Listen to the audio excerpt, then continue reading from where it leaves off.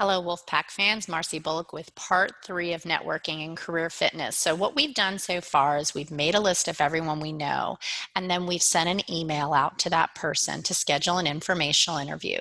We've talked about what to do in that interview and also the fact that we want to get names of other people from each person we talk to.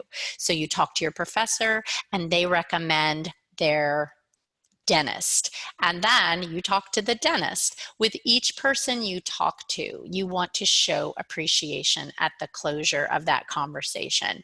It can be an email or handwritten thank you note, which is my favorite, within 24 hours. Everyone's going through a very tough time on the planet right now. Giving back to someone and knowing that it made a difference can absolutely make someone's day. Now, remember in part 2 when I mentioned to you that you're asking for assignments in this conversation? Yes. So maybe you got the podcast that you should listen to on the topic that you're thinking about.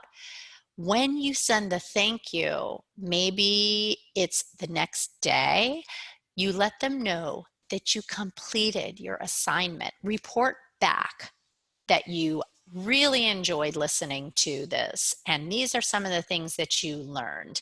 And now you can broach into the fact that you are transitioning to, if you hear of something, now you're saying that 3-letter J word, job, let you know. You don't say that until after the conversation and after the thank you or during the thank you.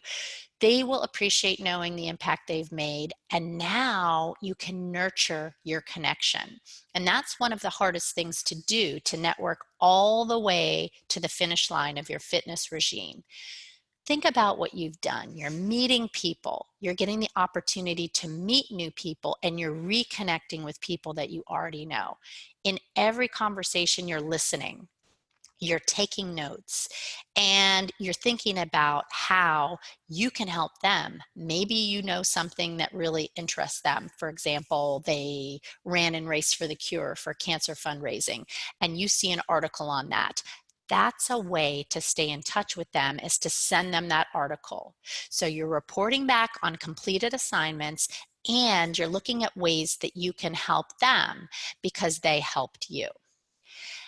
Throughout networking, you want to be very flexible. So yes, you are reaching out to people you know, but you can also use multiple strategies. You can look at all the advertised vacancies that we post on ePAC and post your resume there. You can attend virtual career fairs. You can go to other sites on the internet such as Indeed and Simply Hired.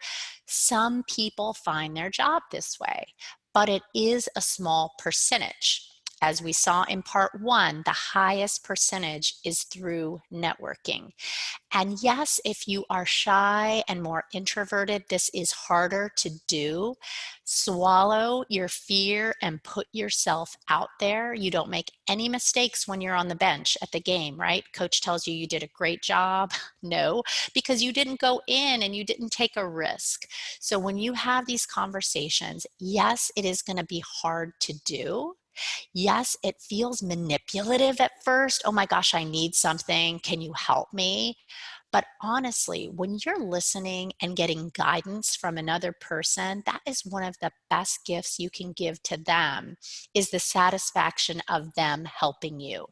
So try lots of different strategies in your job search. And we have other webinars on how to job search during a pandemic.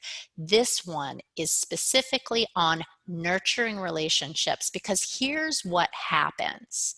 Once you've had that informational interview and you follow up with the specific assignment, when the job comes available, and it will, you're going to be the first person that person thinks of, that they refer, and you're going to be in the short stack of resumes of people they know. Every recruiter has 2 stacks, the really high stack, and I want you to imagine this stack that's like 12 inches high, and then a stack that's about an inch high of resumes. This is how networking works for you, because advertised vacancies will get posted and all these cyberspace resumes will come in, hundreds of them.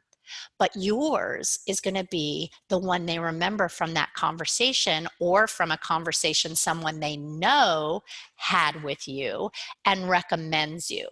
It's like when you're in a rush to get somewhere, you want to go as fast as you can on the highway and get there, but there's so much traffic because everyone's on the highway. If you take the side roads, the country roads, the scenic route, which is having these conversations with people, you might not see the immediate benefit. It might take a little longer, but in the long run, it is going to pay off for you. Because remember, I asked you, how did you find the best job you ever had? It's through someone you knew in 9 out of 10 cases.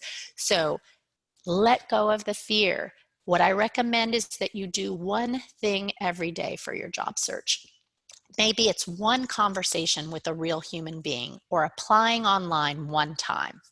And you have to remember to take care of yourself, because when we're talking about career fitness and fitness in life, if you are not getting rest, if you are not moving your body, if you are not putting healthy things so that you feel strong and energized, you cannot complete this task, because it is not a sprint. It is a marathon to be a career winner. So believe in your potential, visualize success before you have these conversations. Think about what's going to happen in the conversation. One of our legendary Wolfpack alumni, Terry Gannon, was interviewed just recently on my podcast, Wolfpack Career Chats. He was the best free throw shooter in basketball during the 1983 championship team. And I said, Terry, how did you handle the pressure? And the answer was, sounds super cheesy, visualizing success, closing his eyes and seeing the ball go in the net. And I want you to celebrate your success as well. Thank you for attending the webinar today on this topic, which is so important, and that is knowing about your career success. And I know everyone that's listening today has a wonderful high probability of being successful in their futures. And it's all about believing in yourself.